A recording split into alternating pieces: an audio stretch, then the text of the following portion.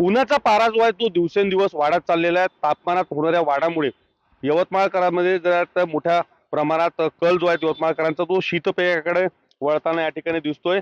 शहरामध्ये लिंबू सरबत, जलजिरा मठ्ठा, लस्सी त्यासोबत उसाच्या रसाची मागणी सुद्धा मोठ्या प्रमाणात वाढत चाललेली आहे। आपण पाहू शकतो की दुपारच्या सत्रात या ठिकाणी रस्त्यावर जे आहे ते नागरिक आपल्या स्वतःचा बचाव करत डोक्याला गमछा बांधून कामासाठी जे आहे ते या ठिकाणी निघत आहे आणि बहुतांश वेळी दुपारच्या सत्रामध्ये रस्ते जे आहेत ते या ठिकाणी विरळ जे आहेत ते या ठिकाणी होताना दिसत आहे।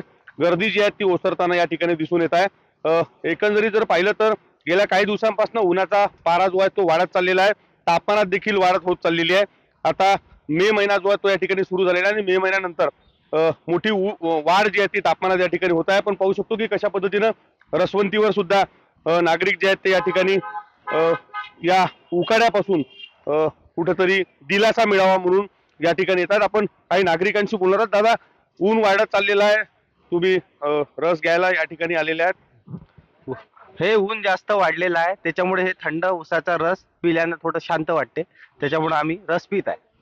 ऊन वाढ आहे, मोठं तापमानात वाढ आहे, आजार पडण्याची शक्यता जास्त आहे उन्हात, आणि लहान लेकरांना थोडीशी काळजी घ्यायची आहे। लहान लेकरांची ऊन खूप जास्त वाढत आहे, त्याच्यामुळे काळजी जास्त घ्यायची आहे लहान लेकरांची, त्यांना ऊन नाही लागली पाहिजे। त्याची तापमानात वाढ खूप जास्त आहे यावेळेस ऊन जास्तच आहे थोडं।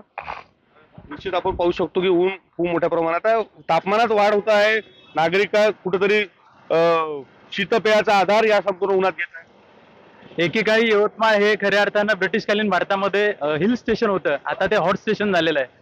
नियर अबाउट यवतमाळमध्ये सध्या रिसेंटली 46 डिग्री सेल्सिअस टेम्परेचर आहे, त्यामुळे लोक या ठिकाणी थंड पेय मोठ्या प्रमाणात पित आहे।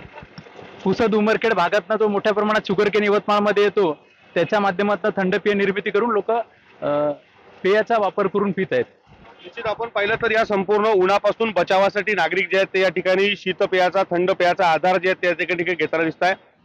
पुढे आणखी काही दिवस जे आहेत हा तापमानाचा पारा जो आहे तो वाढतच असणार आहे, त्यामुळे नागरिकांनी काळजी घेण्याचं आवाहन जिल्हा प्रशासनाकडून करण्यात येत आहे। विवेक गावंडे, TV9 मराठी, यवतमाळ।